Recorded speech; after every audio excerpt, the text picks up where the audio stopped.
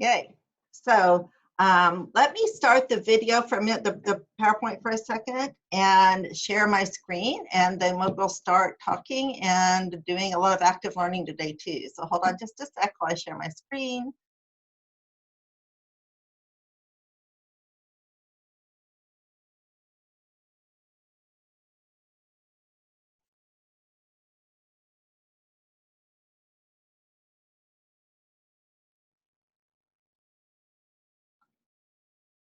And there you go.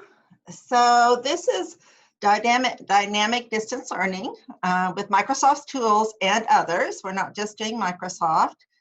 Can you see the screen okay right now? Let me just make sure you're seeing it before I get too far into my conversation here.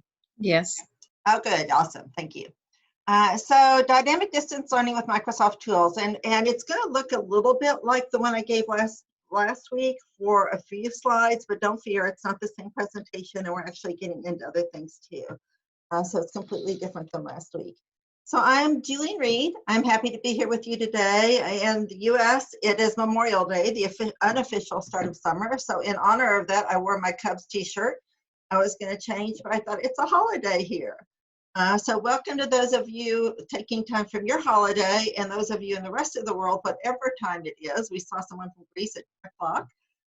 So welcome to our hour together to look at ways to engage our students with dynamic tools, both Microsoft's and others. And so I'm going to talk for just a little bit, and then I'm going to jump into letting you do things. And I am in Memphis, so I'm in the Mid-South, as we say. Been in education over 25 years. I'm a Microsoft MIE, Innovative Educator, have been for years and years, and do a lot of distance learning and a lot of professional consulting. I have been in education over 25 years, from elementary all the way through higher ed. I teach master's courses right now. So I've been at every level. I've been in middle school, high school, director of academic technology, and been involved with a lot of ed tech things.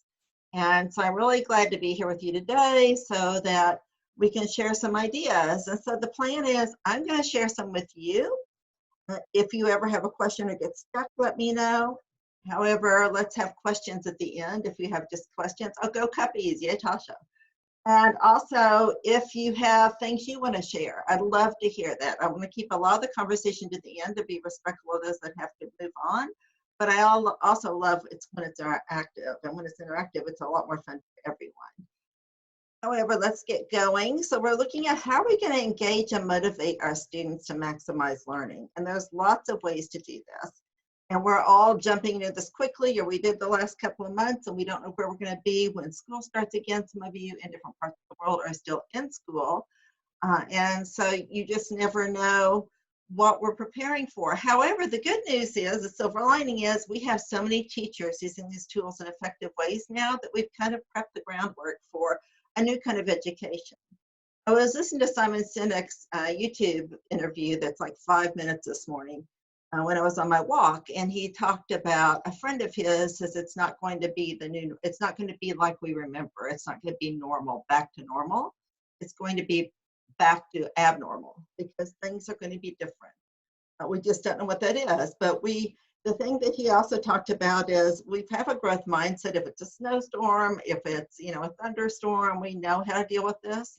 But this is a once in a lifetime thing for us. Nobody's been alive during this before because none of us have. There could be some still that are 100 who are alive with the flu epidemic. But in general, most of us have not been alive. So he says it's beyond, our comprehension. And so it's more, not just a growth mindset, he called it an infinite mindset because it's so much bigger. So moving on, the one thing that you'll see a lot of, I think, in the reports coming out is one of the biggest needs for our kids is fun. Social emotional support, engagement, relationships, not just the rote memorization that some did in the past, but really having a deeper kind of experience with your learning, developing more student agency, having that authenticity, global education, relevance to something that's relevant to them. So it's a really good time to reset. And we look what's happening with universities and SATs and ACTs no longer being used. So it's a good time for all of us to reset. And then a lot of us, and some of you may have seen this slide before, but a lot of us have done asynchronous and synchronous. You know, we've done a little bit of each. So how do we work to make it the right balance between asynchronous?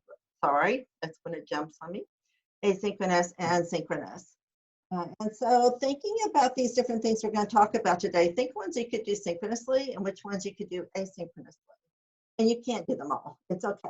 You know, you just find one or two that are going to work well with your lessons and your goals and objectives and your purpose.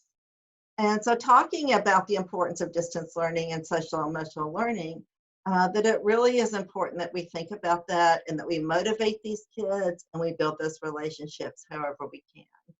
So just a couple quick slides on this and then we're moving on.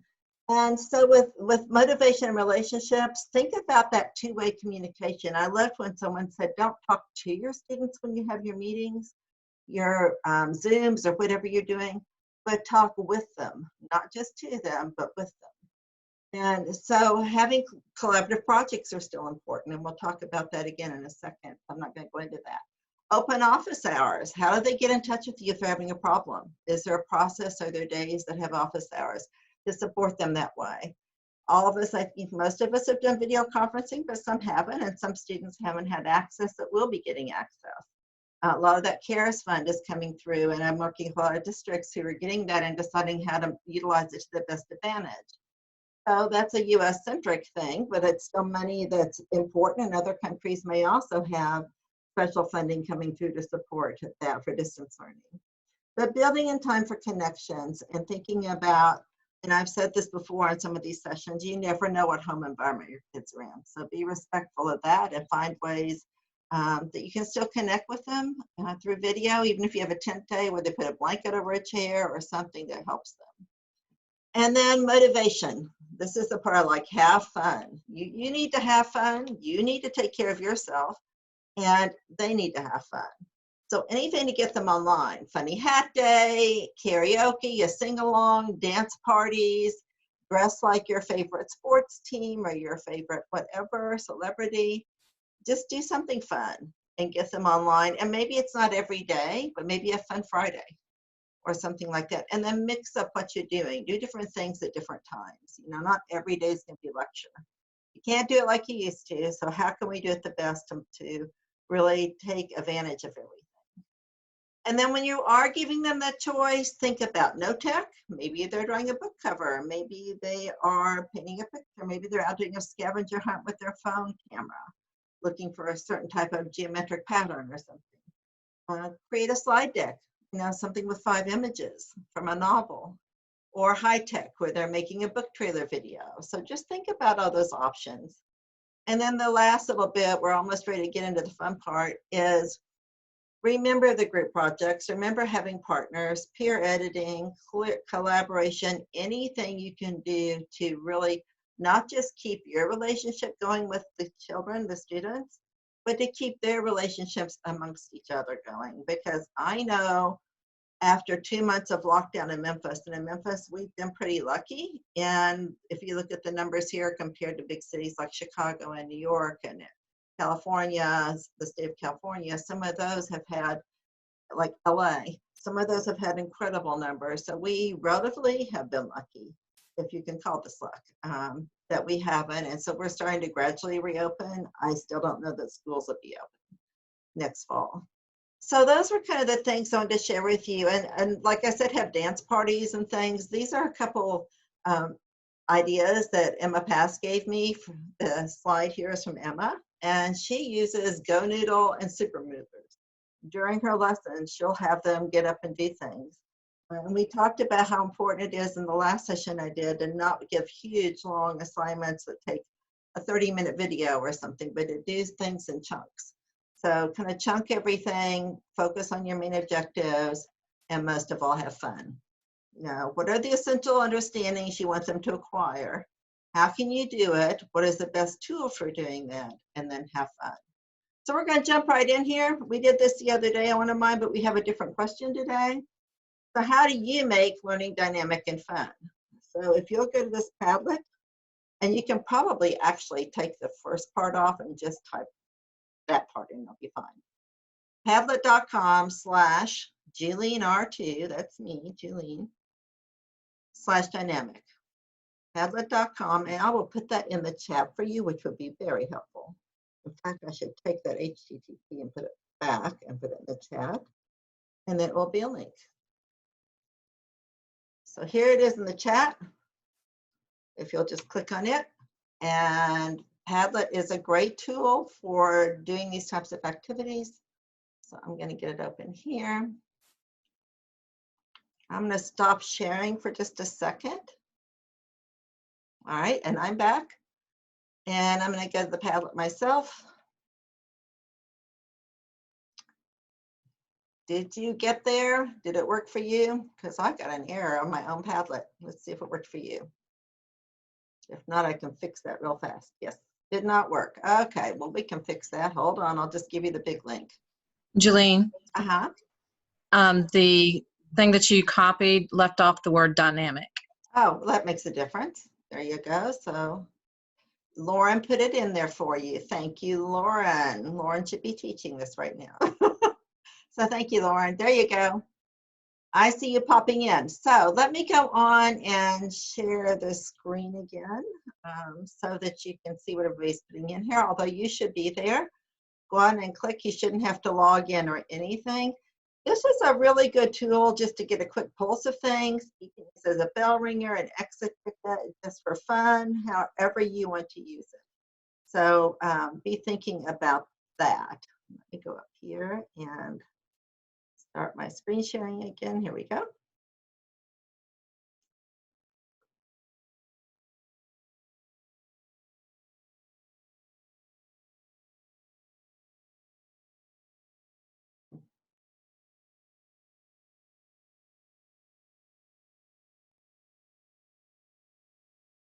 Okay, I'm just going to share my whole screen to make it a little bit easier here. I'll hide it so you're not seeing everything.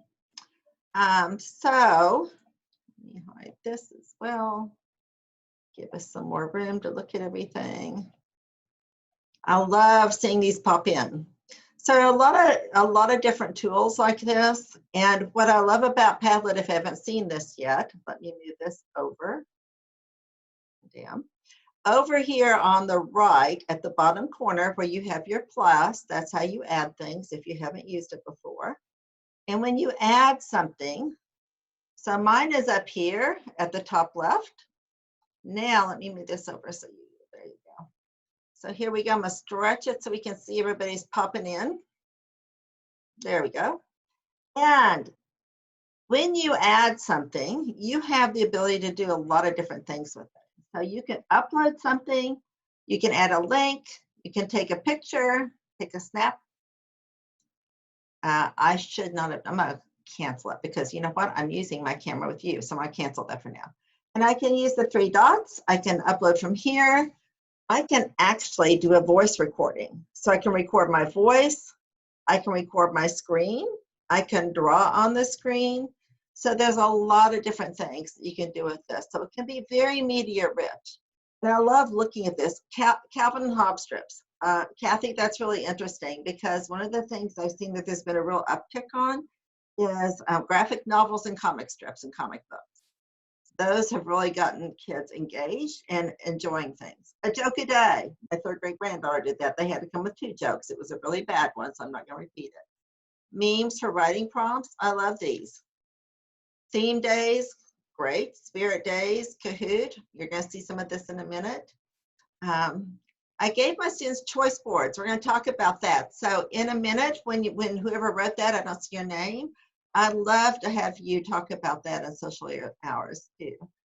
So maybe in a minute when we do the choice boards, I may call on you. Alrighty, so there you go. I love that. Great job, everybody. So let me go back to Padlet again. I mean, to PowerPoint again.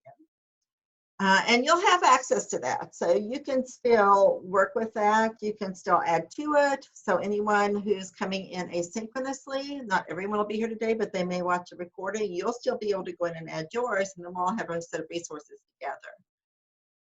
So another thing I love to do with kids to really promote student agency and collaboration is PowerPoints. And sometimes we think about PowerPoints as that boring presentation that either in elementary school they have 14 different slide designs. They have animations, transitions, different fonts, different colors. But you can also think about it as a way to really make learning interactive. So the only way, Rochelle, I'm sorry to stop for a second. Let me answer this really quickly. I don't think you can see who is posting unless there's a way to log in. You'd have to look at that and see. I'm not positive, so I don't have that answer. I love doing PowerPoints for collaboration and letting the kids create different things like an introduction to a unit. Instead of me doing the background information all the time, let them sometimes create the background information and present and do it collaboratively. So in elementary, they may be doing states or they may be doing planets, and each group has a different task. And they may have, in my Spanish class at the high school, the teacher assigned every group a city in Spain, Barcelona, Madrid, and they had to come up with culture, famous people, historical places, food. And they created that. In geometry, they did one on tessellations and shared things like that. You can make portfolios, but you can really make this about student agency when you let them present it sometimes. And it doesn't always have to be related to something that's academic. It can also be fun. But anytime you're doing something collaborative like this, it really helps build those relationships with their peers if they're doing it in partners or groups. They can introduce a topic. You can make books. You can be creative and choose your own ending, and we're going to look at that. Hyperslides. How do you do hyperslides? The same kind of thing as choose your own ending. They'll demonstrate understanding. They can give presentations. Presentations I worked really hard on with them about, it should be about story and images or media, but not a lot of text. Just a little text if you have any. An e-portfolio, like I said, and an e-book. So think of lots of ways you can do that. And so one thing I do when I do collaborative ones, and we're not actually doing this because I didn't know I had 458 the other day, so I didn't know how many we have, so I didn't think it'd be manageable. But you can make a shared document, a shared Word document that they all go to that one document, and on there they put down what slide they're going to get. Now this would be a good beginning. So when they get in there, if they haven't done this much, they know Julene's on slide 2. I can't take that. Karen's on slide 3. So I have to pick one of these others. And then when they get to the slideshow that they're working on collaboratively, and this would be like a whole class activity, then they know exactly which slide to go to. For those who have done it more often, they'll figure it out. Make a new slide. Go on. Make another new slide. Go on. They'll figure it out. You do need to either have templates for younger ones or lots of guidance on what the expectations are. And you might want to consider, having, a rubric, anything to really give them expectations. So I would do design, creativity, content, whatever you think fits in, originality, which is kind of creativity. So I want you to go to this one right now. Anywhere in the world, and you may not all be able to edit it, and that's okay, because there's a few blank slides for you. However, with a bunch of us here, it could get really crazy, and just know that it won't be like that later. So if you can go to that bit.ly/QTravel, and let me put that in the chat for you too. Let's see if you get in there. And when you get here, before I go into the, well, let me go ahead and put that in. It'll probably be a really good idea. Oh, someone's already done it. Go, Lauren. Lauren's in charge. So here we are with anywhere in the world. And so what I've done, I have created an opening, and then I've given them some instructions right here. Pick a slide to be yours. You may just need to scroll down, and you can go on and start if you want to. If you've read this, go on and do one. Write your name in the title bar, then write where you wish you could travel right now. And use the online video tool to go on the online picture tool to add 1 or 2 photos or whatever you want. If you want to add a video, you may. I like how I can edit while I'm doing it. And then use, if you want to, you can comment on each other's if you want to do that. So lots of ways to change things up here. So if we go up here and you're not sure how to do pictures, if you go to insert pictures and go to from this device, from OneDrive, from stock images, if you go to Bing Pictures, it will pop up right here. And this is so awesome for kids because kids don't have to go off and open another browser window in Edge or whatever browser you're using. They can just search right here. And so for some crazy reason, I usually put Tuscany. And then I can find one that I like and I could insert it. Now I haven't selected a slide, but if I had, I could insert it. So that's how fast it is to get an image in your slide. And so I see some of you are starting, you know, if you want to go on and start, here's someone, Carrie's going to go to Walt Disney World in Orlando. Jill's going to Norway. How fun to visit our in-laws. And so you can make this as open as you want, a tropical area. Want to go travel this low. Okay, very good. So you can go on and see, this is one slideshow that has multiple people working in it. So it's collaborative in a different way, but it's a great way to do different quick things with your kids. And now she's even put a picture of Jill. That looks lovely. I think I want to go with you. Do they have a big house? We're all going to come. Let's see, here's an image here. And see, as the teacher, I'm able to see if we could try to guess where this is. We'll let her fill it out. Kathy has someone here where we don't know where she's going yet. Carrie's going to Walt Disney World. I love seeing where you guys are traveling. And Spain, very nice. And so lots of times, if this is something new to you, what I do, even in my workshops and trainings, it's not always about the integration and the academic part of it first, while they're learning to do this type of collaborative slideshow, this presentation, and they're learning the norms. You've set the norms, you know the expectations, they're figuring it out. So that's a whale shark. I'm wondering if somebody knows Kim Randall. She always puts a whale shark on everything she does. And she's a diver. So this is lovely. You all are doing a great job. So you're getting the idea on how we can do this. Now in Teams, you can assign this right through Teams, through Class Notebook. So it could be one slideshow that everybody's going to through Teams, or you can assign it a different way, but it can you can put it there however you'd like to do it. So that's one of the ideas I wanted to share with you for that. Here is another one that we're going to do in a minute. We'll come back to. So I've done another one for you on tools, and we'll come back to that in a minute. But here's planets in our galaxy. This is an interactive one. And so I've actually let you have view privileges. So this is planets in our galaxy. I have a home button I've created. Some of you may have seen me do this the other day. And when I do PowerPoint, we'll go into it and show you how to do this in our PowerPoint lesson or session. But if you go here, you'll see how to do it. I mean, you'll see the actual slideshow and how it works. So go to bit.ly/QPlanets. And let me put that one in there unless someone's beat me to it yet. So here we go. bit.ly/QPlanets, and I probably need to do the HTTP to make it a link.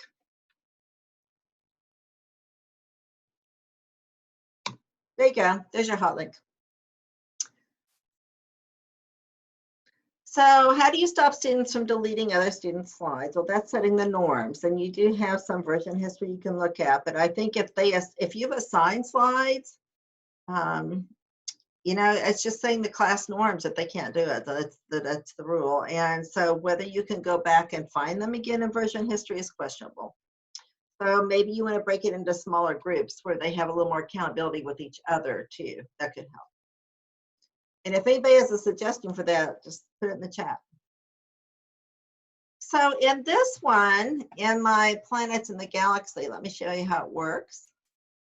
So I'm going to go ahead and present this one, which you'll want to do too. You want to put it in presentation mode.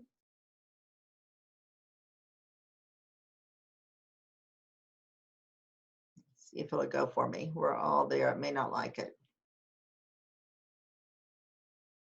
Yay, it did. Well, no, it didn't like it. It didn't take me to presentation mode.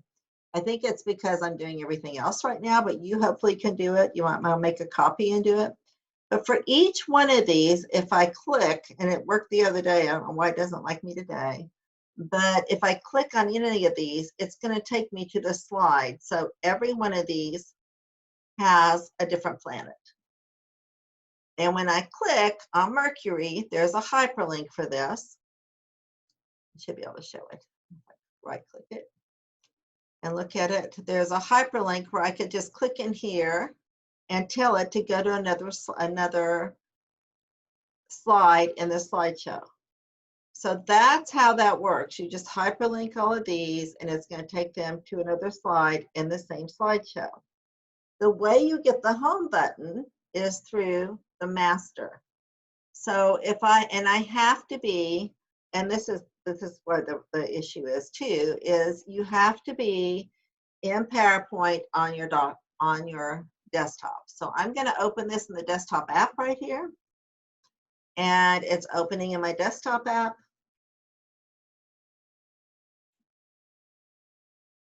And as soon as it launches, yes, go on and open. There it comes. Then I think I'll be able to show you what I want to show you. So let's see if it'll work now when I do the slideshow. Here we go. I think it's just too much online. All righty, there we are. So if I click on Mercury, it takes me to Mercury, and then I can come home. If I click on Earth, it takes me to Earth, and then I come home. So you notice I have translation going out the bottom, and I had translate on there in French. So just so you'll wonder why that's happening, you can have that set up on any of your PowerPoints if you choose to. So I'm going to resume editing right here. And now I'm back in my slides. And the way that you do this, you can go into the slide master, and you can, in slide master, when you're on your desktop app, set on that master slide to have another hyperlink for your home. So that's one way you can do that. And here, Carrie, you put a note about Wakelet, and then that's good. Yeah, I love that, Carrie. Good idea. Gotcha. That's a great idea. Thank you, Carrie. I didn't know that. See, I get to learn from you. I love it when I get to learn from you. So I'm going to close Planets in Our Galaxy right now. I'm going to come back to our main presentation. And one of you talked about choice boards earlier. And I love choice boards. And it's HyperDocs, choice boards, learning menus, whatever you call them, it's okay. They're pretty much the same. And it's, you know, it's so interesting because those of us who've been around for a while, we used these 20 years ago. This is not a new creation, but the way we're using it is much more creative. The way we're doing it with lots of options is really good. So it may be different, but it's also the same. And it's just, when you think about giving students choice, think about choice in how they learn a concept and choice in how they demonstrate their understanding. So it goes both ways, how they learn and how they demonstrate.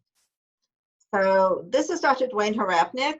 He's one of my colleagues at Lamar University, where I do my adjunct professor work. And he has a video that just quickly on YouTube you can find out about COVA. And that's choice, ownership, voice, and authenticity, and how important that is. And with COVA, we can differentiate instruction, we can personalize learning, and it provides us student agency I talked about. So giving choice really does both differentiate and personalize. And then you have teams where you can also work and personalize things too. HyperDocs, also a great tool. Let me get this out of the way.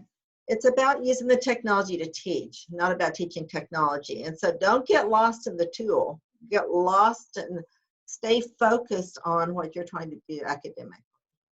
So don't get lost in that. But it does give an idea of ways you can do this. And so if you look at the HyperDocs website, and I think I have the link in here at the end for you, there are lots of templates and ideas in here. And I might have had it at the last slide. No, it's at the end. So you can go into almost any topic and create one. But I've actually gotten a couple for you here, at least one I wanted you to look at. So this is one format that a lot of people use when they're doing HyperDocs as a more formal approach, where you have a framework of engage, explore, explain, apply, share, reflect, extend. And so this is one sample of things you can do. And you notice that they're pretty much engaging and exploring in one place. And then they're doing their research in the explain, and then they're applying it with a podcast or an infographic or a movie. And then they're going to share it with either each other or, some way that the group needs to share to see each other's. And that's really important to the social part.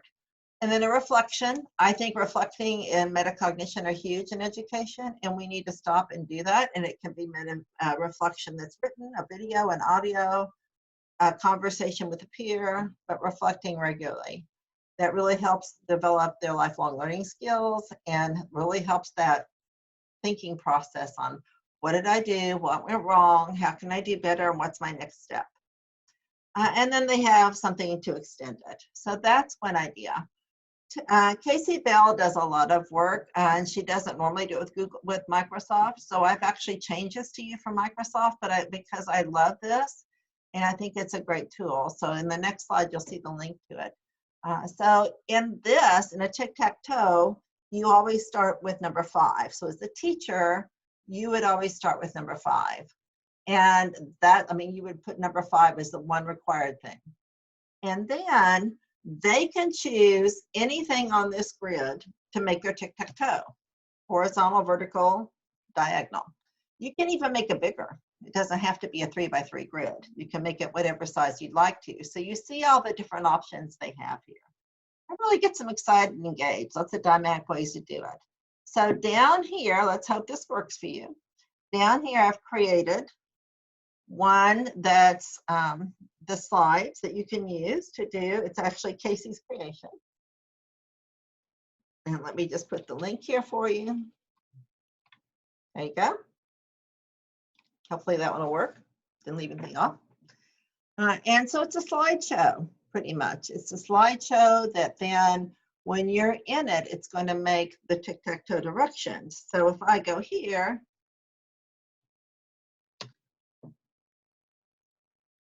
you'll see that it's a PowerPoint. And each slide, so here's the main thing that the kids will see. And if you present, you'll see it. But then here's the teacher's guide telling each student what to do. And then for each activity, you're going to add the directions, links, and a rubric to that slide for your students. So then when you are done adding each one for the students, and notice at each slide, they can go back to the choice board. So if I hit present, I should be able to go back to the choice board right here. And then I could look at the directions for number 5. And then I would go back to the choice board. So that's how that works. That's the template for one like that. And I love this idea of giving them a choice. Now, this is a choice in demonstrating understanding. You could also give them a choice in how they're going to learn the concept you're teaching. Because I think that's also really important, that they have more than one way to learn something. And that's personalizing the learning. Whoa, I'm making it bigger instead of smaller, sorry. That's personalizing the learning. So thinking of ways you can do this to personalize the learning is really important. So I want to share that one with you. I really like that idea. And now we're going to do a Flipgrid. So I love, love, love Flipgrid. And since Microsoft purchased Flipgrid recently in the last, I think, year, maybe a little bit longer, I love the changes that they've made. They've made lots of great changes to Flipgrid. And what we're going to do, I don't want you to log in. So when you're there, if you're logged in, log out. But I'm going to take you there in a second. But I just want to give you that information. Why do we want Flipgrid and what is it? And the best way to see what it is for you to do one with me for a second. So it's a way they can record video and audio. And they can actually do screen recordings now. That's new. You can put rubrics in it as a teacher. Lots of ways to use Flipgrid. And so we're going to look at how we can do this for student voice, for some choice, for formative assessment. I know teachers who have just said, do a 30-second check-in with me, do a Flipgrid check-in, so I can see how you're feeling about things right now. How are you feeling? How are you doing? And it can be private or it can be where each student can see it. That's the setting. So it could be just you and the student. So that's important. And if you have students that can't have their faces shown, there are also options to have stickers on it. So let me give you the vocabulary. The grid is like a class. History 1, math, art, biology, social studies. And then the topics are going to be within your grid. Now you would do this however it makes sense to you. You know, that all is very personal to what you're doing. So we're going to do this one right now. If you'll go, and I will give you the link here, then I will walk you through it.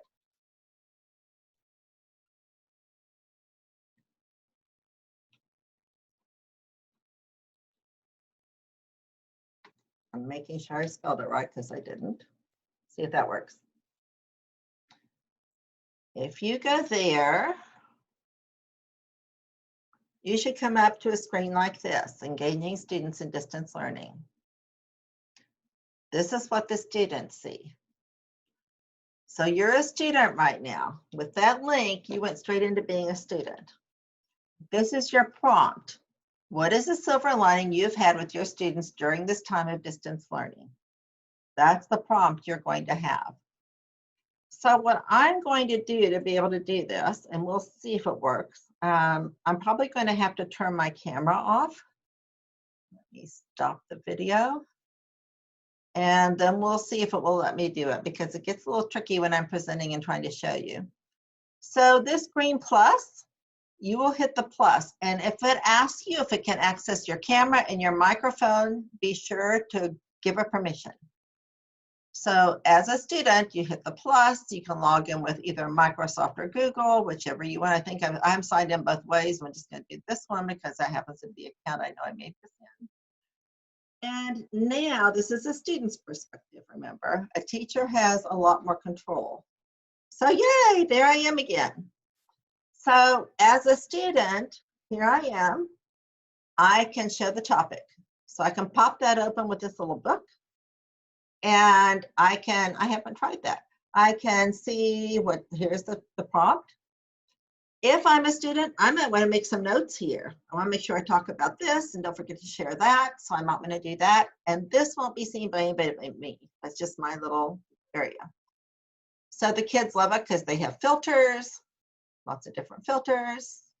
You can put text on top of it. You can put emojis. Remember I told you stickers and emojis, and you can even search for them. Let me see if I do baseball. Something for baseball. Who knows? Oh, there we go. Since I have on my baseball shirt today. So there we go. So you can do whatever you want to for that. You can annotate. So you can draw on the screen right there. You have the ability to annotate in different colors. You can even make this a whiteboard.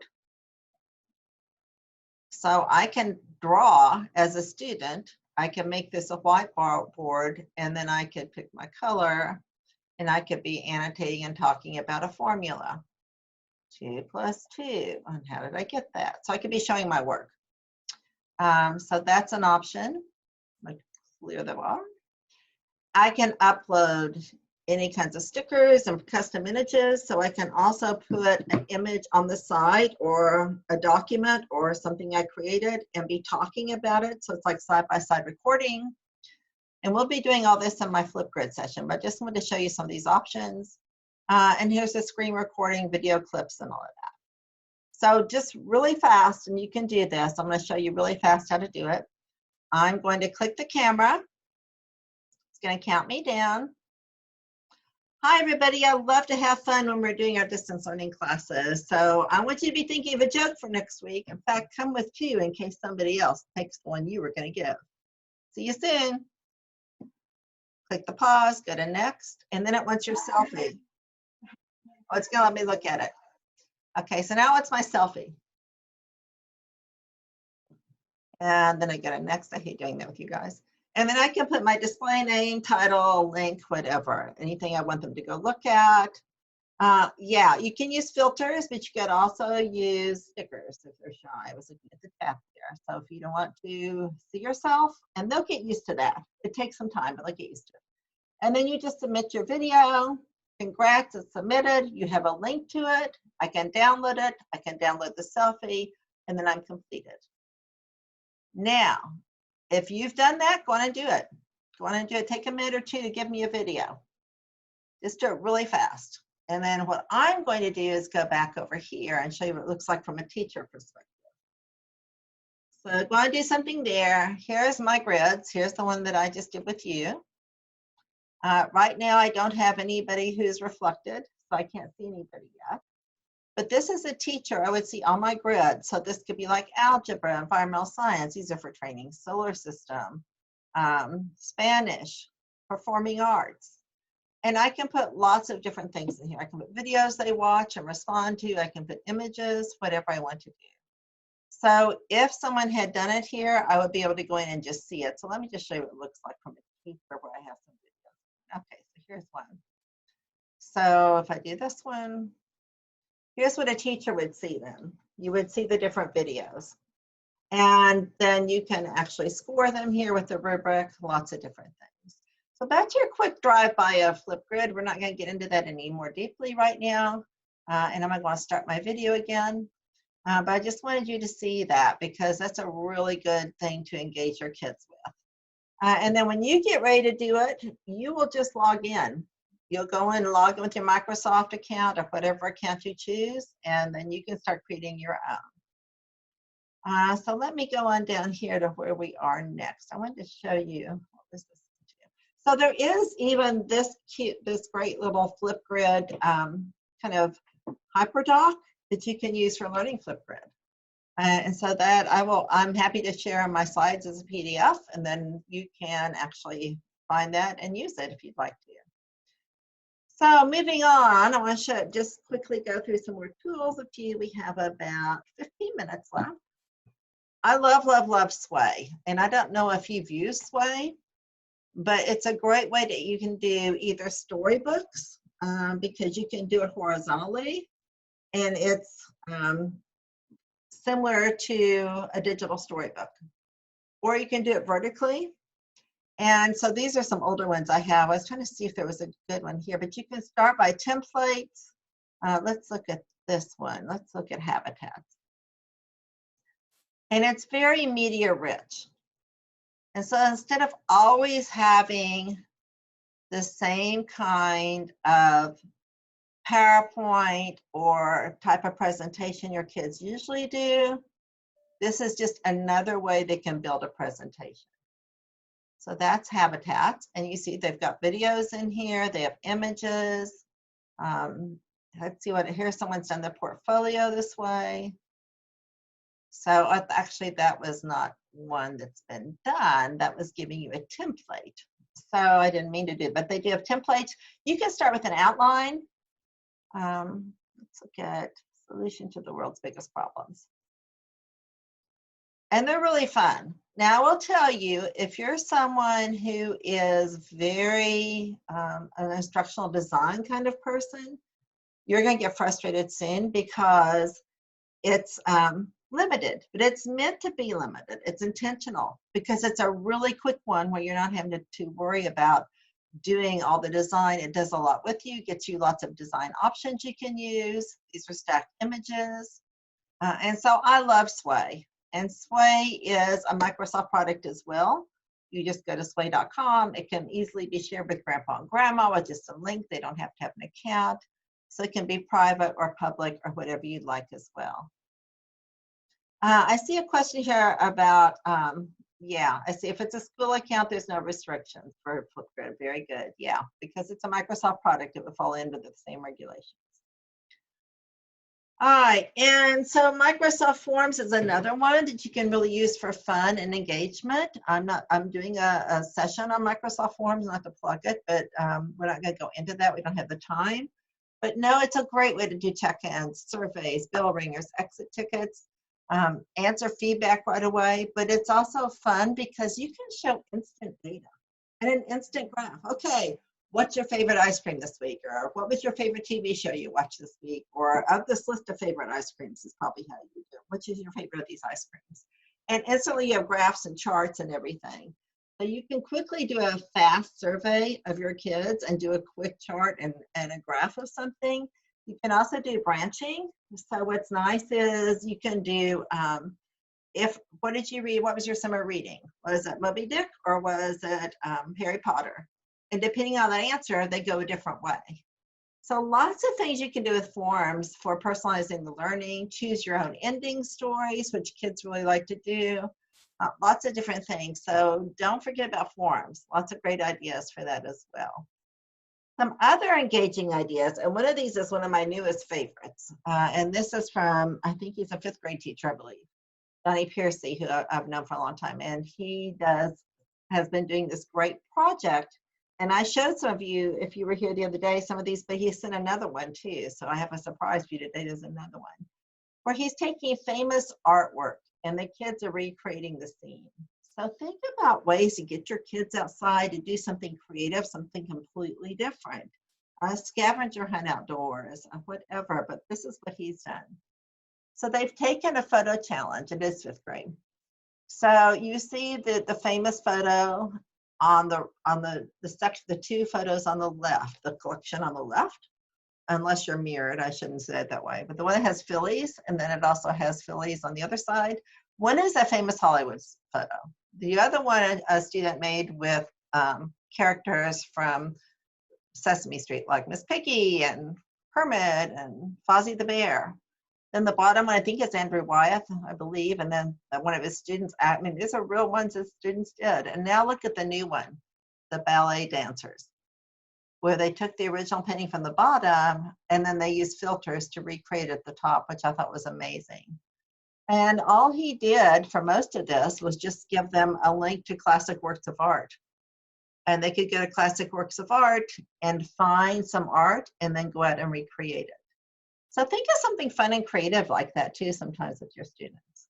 Another really good idea, if you've never done this, and I have the link for this at the end, is Facebook templates. So if you would like Facebook templates where they put in, it looks, and sometimes it's good to call them fake book, because I know a parent got really upset. They thought the teacher would let their child get on Facebook because it was so authentic. But take famous people or something, like John F. Kennedy here. Who would his friends be? What would be the about? What photos would you put in there? And recreate that. And I'm going to come back in just a second. And oh, that's okay. So this one I wanted to show you. This is another one that I have for you. That is one that we could look at quickly that I will also leave for you. Let me look at a couple of these to get them out of here as we're going. So this one is, I'm going to make it big for you. A little present. bit.ly, bit.ly/Q tools.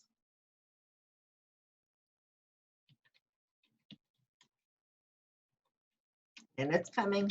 There's your link. So if you go to this one, once again, this is a collaborative one where you each have a slide. And these are some tools. And so I've given you some, whoops, that was a little messy. A formative got a little messy there. I'll fix that later. But I've given you some tools that you can actually now go look at. And then pick one that you want to explore. Or if you have a favorite one that's not on that list, then you may pick that one and add it. Because now I've given you this, a template that you put the product name there. So if you have one you already like Wakelet or something, go on and put it up there. Product name, put your name if you want, just put a few bullet points. It doesn't have to be a complete sentence.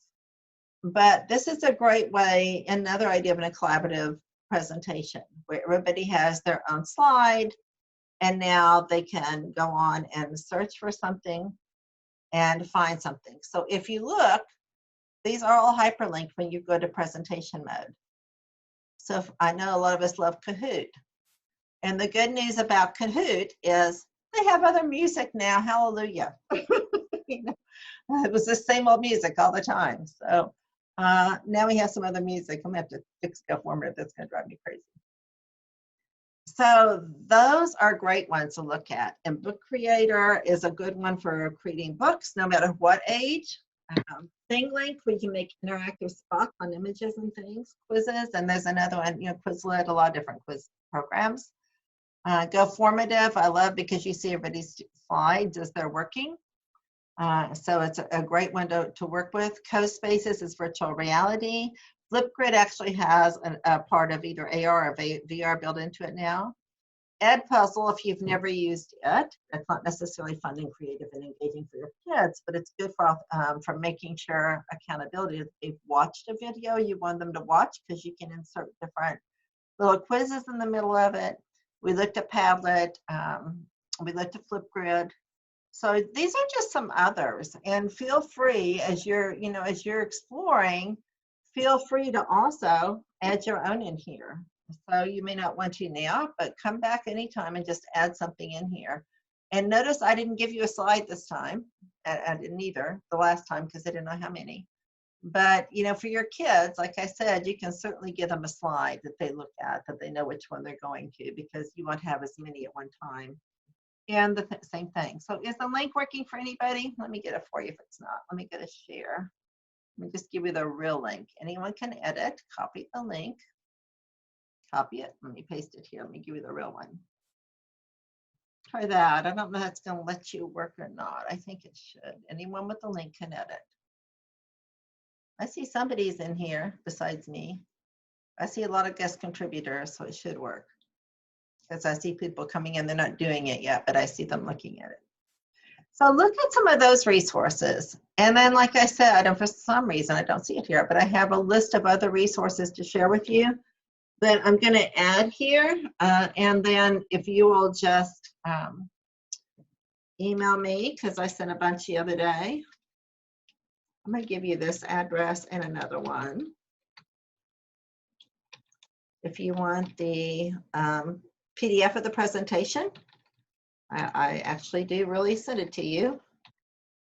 I know sometimes you think, oh, I'll never get around to it, but I do. Either one of those email addresses, and I will send you the presentation with the resource link on it, which I can pop up in the other one. So I think we've pretty much gone through everything. I do want to tell you that everything that's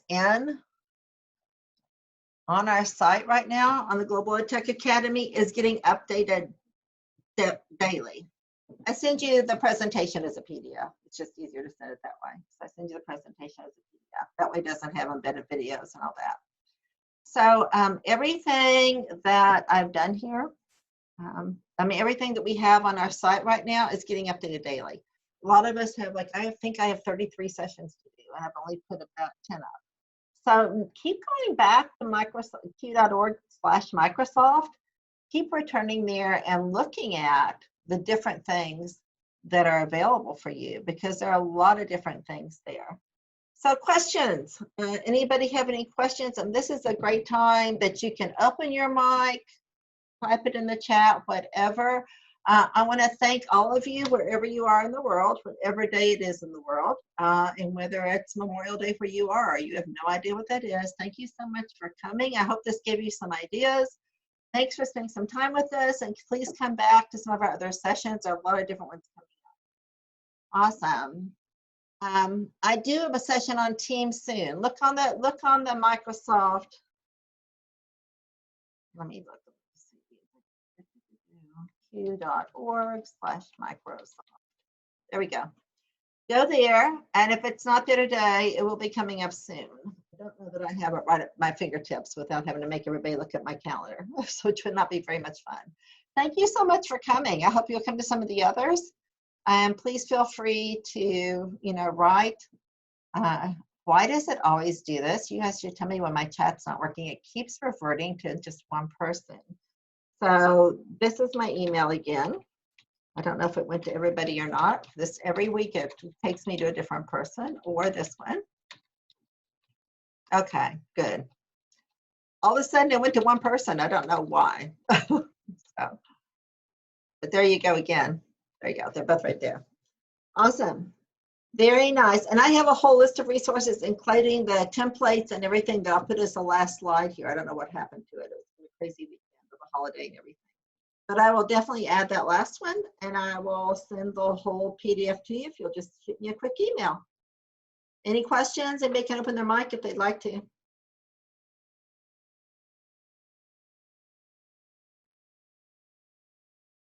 For those of you starting your summer, enjoy.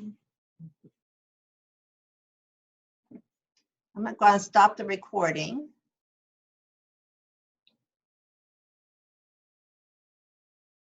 Stop the share.